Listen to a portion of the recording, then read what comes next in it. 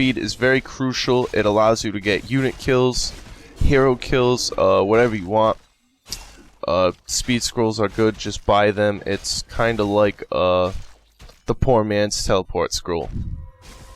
So 4K Grubby is just trying to focus Fnatic, Rotterdam's Shadowhunter at this point, and that's probably the most logical choice. It has the least hit points of any of the orc units out right now. And focus that Shadowhunter with Windwalk, Hex, and possibly a Speed Scroll, and you will probably force your opponent to run. As we see, Speed Scroll on Fnatic Rotterdam's side of the field. A little Hex action going on. 4K Grubby is Spirit linking the Shadowhunter, but to no avail. It goes down anyway. Now, I want to focus a little bit on the unit choices you can get in this matchup. Pretty much, Raiders are your bread and butter, along with any matchup. For the Orcs, I mean, Raiders are just like what you want to have no matter what. Almost in any situation, a Raider is a good idea.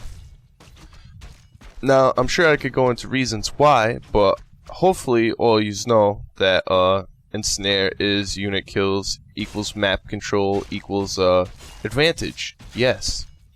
I hope you guys got something out of that. Yes, get Raiders.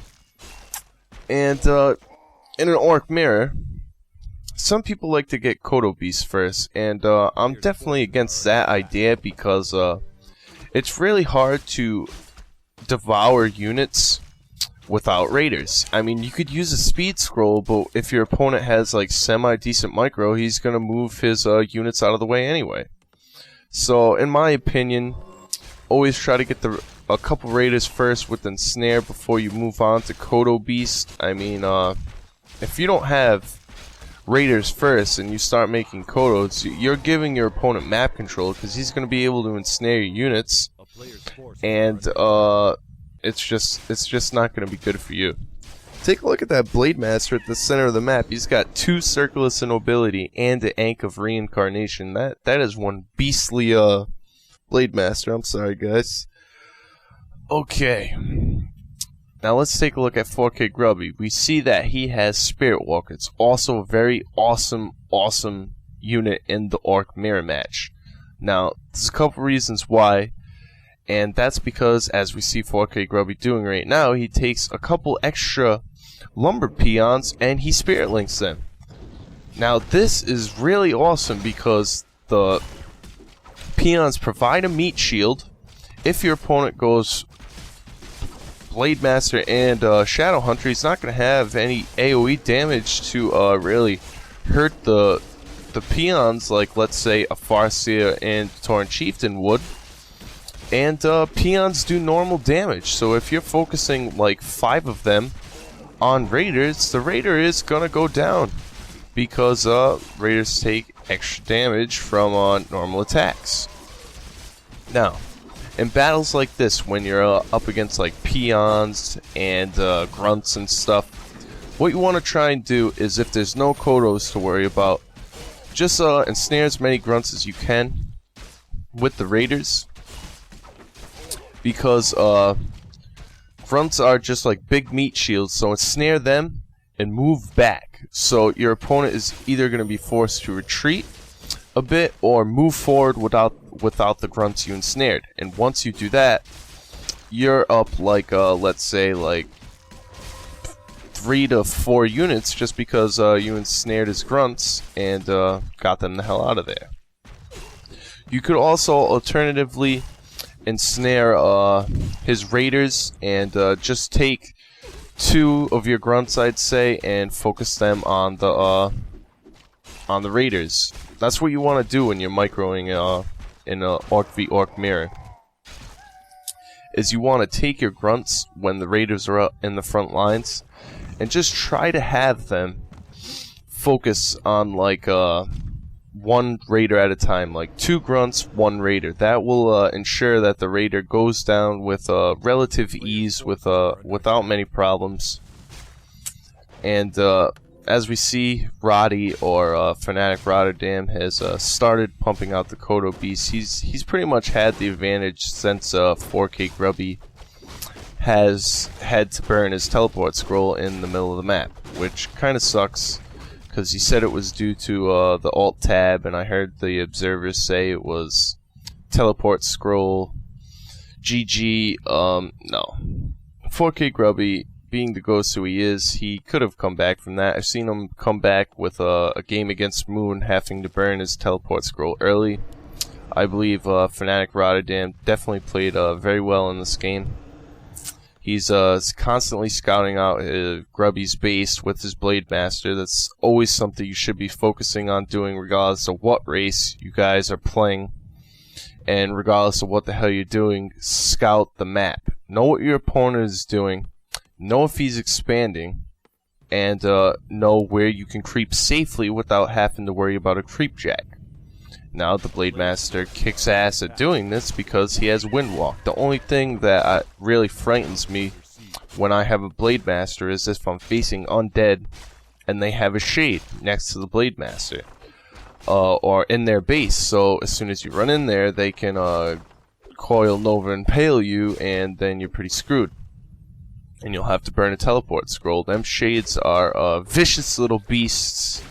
Watch out for them as much as you can. Now, about Spirit Walkers and in the Orc versus Orc matchup. They are very excellent units. Fanatic Rotterdam decided not to get any this game, but I would definitely recommend getting them when in the Orc versus Orc mirror, because what you want to do is take almost all your lumber peasants off of lumber, maybe leave one or two there, and just take them with the rest of your army and spirit link them. Because if you can do that, that's less damage that the rest of your army takes. That's a meat shield you provide your army. And it's just overall less damage you're going to take, and better use of how much food you have, because peons do count as food, and if you have enough lumber, just use them as a meat shield and attack raiders with them, because raiders actually will die to a peon given enough time.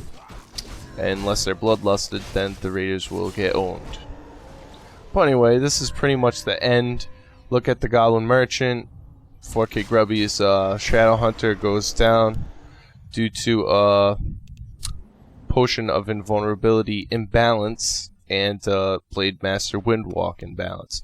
No, I'm just joking on that part, guys. I really don't think there's many strategies or heroes in this game that are imbalanced. I mean, sometimes it may seem like it is, but it really is generally pretty easy to counter anything your opponent can throw at you, given you scout properly and whatnot. Let's go over what we've learned really quick. Hopefully we've learned something. On Lost Temple, you could either fast tech with a late barracks or no barracks at all, and go dual beast flying and tower up.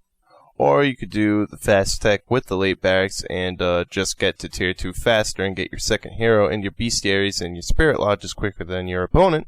Or you could just do the normal barracks, 2 burrow, hero, tech, and just try to beat your opponent that way.